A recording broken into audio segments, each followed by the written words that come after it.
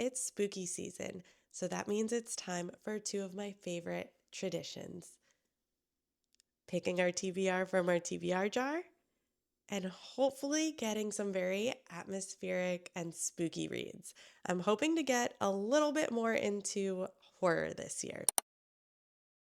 If you've never seen a TBR jar and don't know what this is all about, I'm going to be picking about 6 different prompts from this jar, and based on what they say, hopefully finding some really good reads for this October. So let's just jump right in.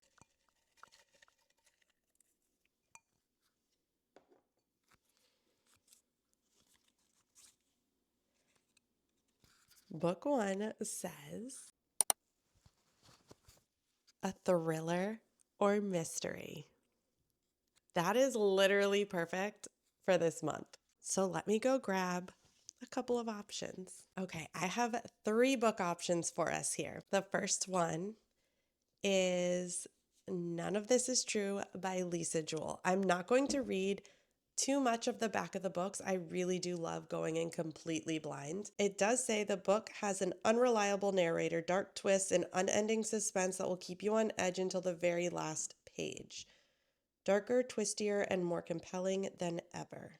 So it seems like our FMC is celebrating her birthday party. And while she's celebrating it, this other lady shows up and is like, "Oh, we're birthday twins." And then I don't think this lady goes away. I think she just keeps reappearing throughout her life. And apparently, some stuff is going to go down. So there's that one. I don't usually love unreliable narrators, so I'm not sure about that, but we'll see. The next one is We Are All Guilty Here by Karen Slaughter. I love Karen Slaughter.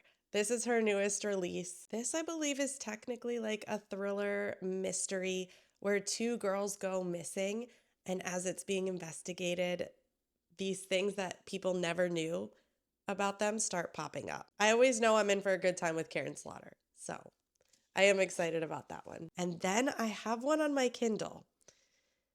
It's called The Last Party by A.R. Tor.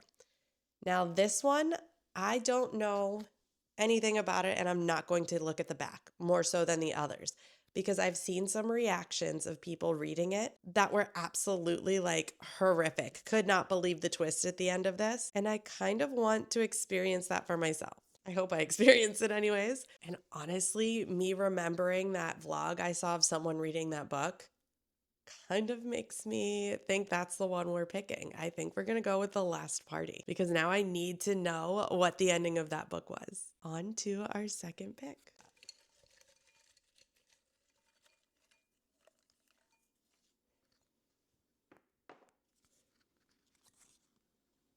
Okay, this one says a book with even page numbers. I'm just not going to keep showing them because every time I show them, I feel like I don't do it correctly and it's all blurry for you. Let's see. I'm going to see if that works for you. Okay, so a book with even page numbers. I'm going to go grab a couple of books that I just really, really want to read this month.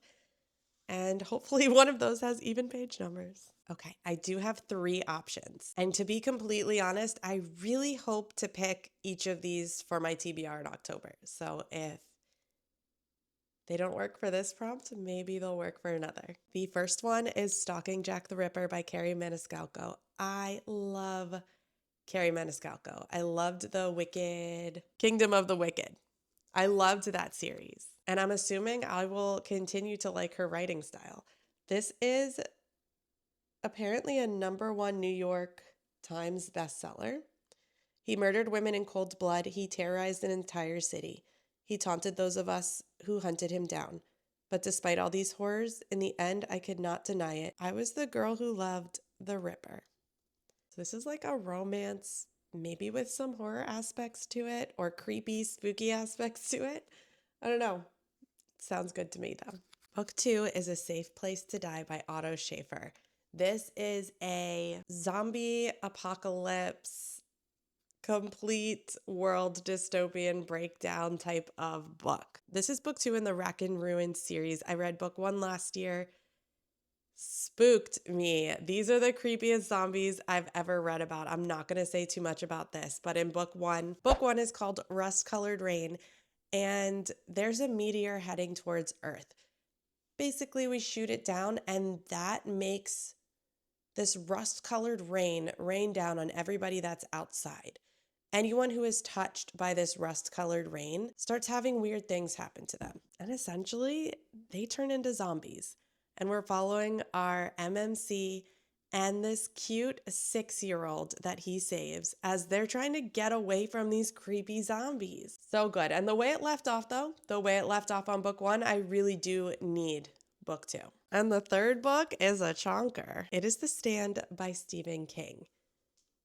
Now, she is thick. I have recently moved, and by recent, I mean like 3 years ago, so not that recent, to New England.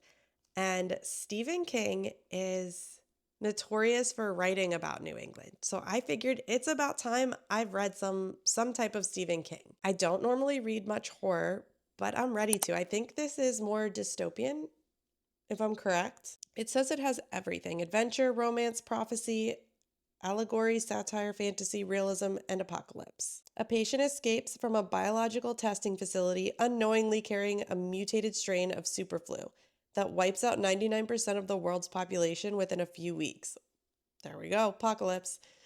Those who remain are scared, bewildered, and in need of a leader. Two emerge: Mother Abigail, a benevolent 108-year-old woman who urges the building of a peaceful community in Boulder, Colorado, and Randall Flagg, the nefarious dark man who delights in chaos and violence.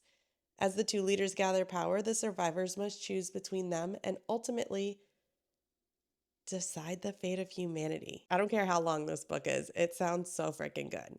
So let's check the pages. I kind of got distracted reading about these books, and let's see which one has even page numbers without spoiling myself. Okay, so this is $12.96. This one is $3.45, so not this one. And this one's $3.18. I hate to say it, but I think I'm sold on The Stand. As much as I feel like I should pick Stalking Jack the Ripper because it's a little bit shorter and probably more manageable, I'm just diving right in. This is going to be our first Stephen King book.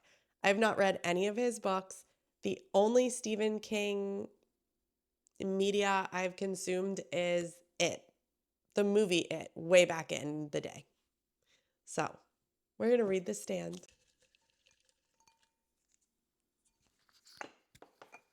Probably taking way too long to pick out a TBR, but a book about war. I am going to take a little bit of a strange route with this one. Let me look it up. I have been wanting to read more of Matt Dinniman's backlog. And for the longest time, I couldn't find The Grinding. It wasn't available on Audible. It wasn't available at any stores I could find. I couldn't find it online. It was out of print. And I saw that Sound Booth Studios just released the audio of The Grinding. So I'm not even going to need to look at anything because that's what it's going to be. 6 months ago, the world watched in horror as we lost an American city, the Grinder. That's what the survivors of Tuscan called the monster. Just one touch and they became a part of it. It used their bodies as limbs and as weapons. In just a matter of hours, it became huge, a towering monstrosity made entirely out of tens of thousands of people and animals. This isn't behind the scenes bullshit from the point of view of the military. This isn't yet another conspiracy theory about what happened to Air Force One that night, or about the decision to nuke Tuscan. This is a rare eyewitness account from someone who was there in the midst of the destruction. But most importantly, this is the terrifying truth. Tell me that doesn't sound good. So I will be doing the audiobook of that, and I'm kind of excited. I'm sure it's going to be disgusting. The last book I read was Kaiju Battlefield Surgeon, and that had some of the most disgusting moments I've ever read in that book. So I'm excited to read that. Time for book 4.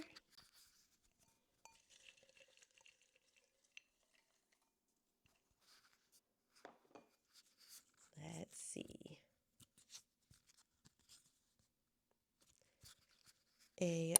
to me author. A new to me author. I do have two options for this one. The first one is Play Nice by Rachel Harrison, and this was my book of the month pick. When I originally picked this out, I thought it was going to be like, I knew there was a demon involved, and I didn't really read too much into it, so I thought it was like maybe a demon romance. Turns out it's like a demon haunting a house. So sounds good though, either way. Listen, my reading taste is just changing and we're evolving with it. It's fine. So, our FMC is a stylist and influencer, but she grew up in a haunted house. Not exactly haunted, it says, but possessed. And after her mother passes away, the house comes to her. She inherits it. As she's renovating it, going through the house, getting it ready to be sold, she realizes her mother might have been right and it actually is possessed. So there's that one. I think that could be pretty good. It's actually not even that long. And I will say, Book of the Month has never done me wrong. Not yet, anyways. The other one is a book I've been wanting to read for such a long time. Bury Our Bones in the Midnight Soil by V.E. Schwab. I do have another book by V.E. Schwab, but I have never read a book by V.E. Schwab. So this would be my first. I believe it was marketed as Toxic Lesbian Vampires, which honestly sounds like a good time. And I think I just sold myself. I think we're doing Bury Our Bones in the Midnight Soil by V.E. Schwab. We're honestly picking some pretty big books here.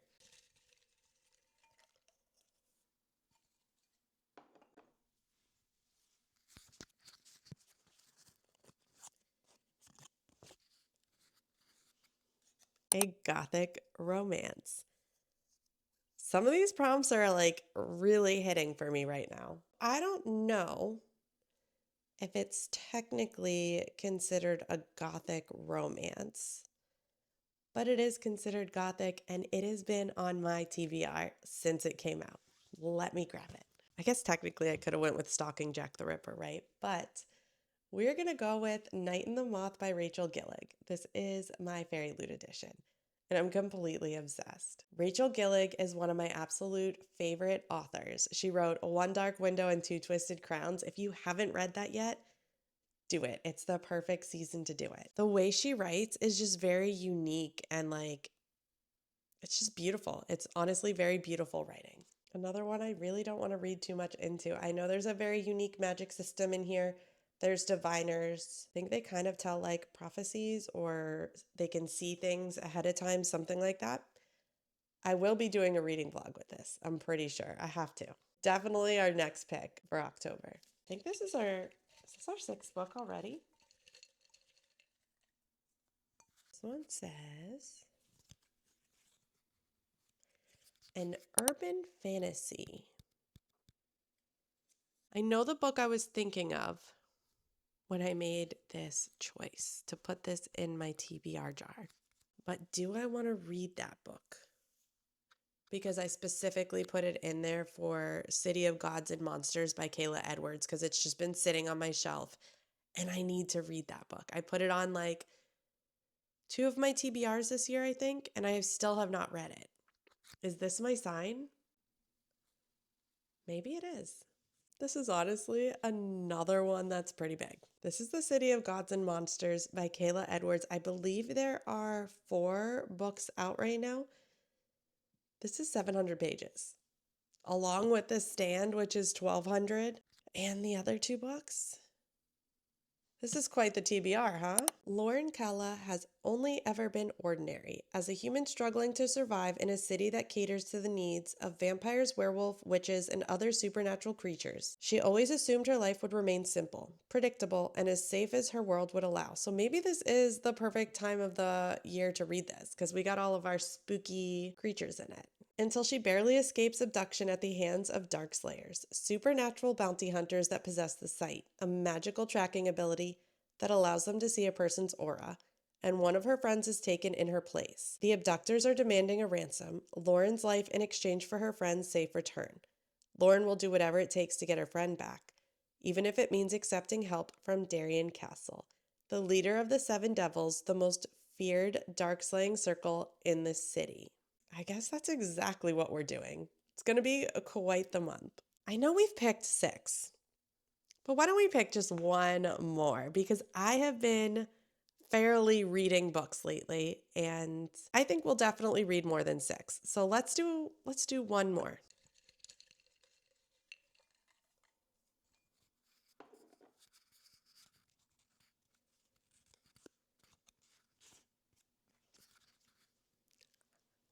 Halloween vibes. Perfect. You know what we're going to do with this? Because I can't help myself and I literally have zero control, I wanted to read both of these. That's what we're doing. A Safe Place to Die by Otto Schaefer, going on the TBR, as well as Stalking Jack the Ripper by Carrie Maniscalco. That gives us 8 books. And honestly, I'm a sucker. I've been sitting here telling you about all these books, picking out of my TBR jar, and this one sounded good too. So I'm going to leave this one as like the backup. If we get to more than 8 and I need a 9th, it'll be this one. I will definitely be posting 1 to 2 vlogs this month that is solely based on our TBR. That gives us 9 books on our TBR, and look at this stack. We got some thick ones on there. Let me know in the comments which one you think I should start reading first. Thank you guys so much for hanging out with me while we picked our October TBR. If you are new, make sure you hit that subscribe button. And if you enjoyed the video, please leave a like. I hope y'all have an amazing day, and I will see you in the next one.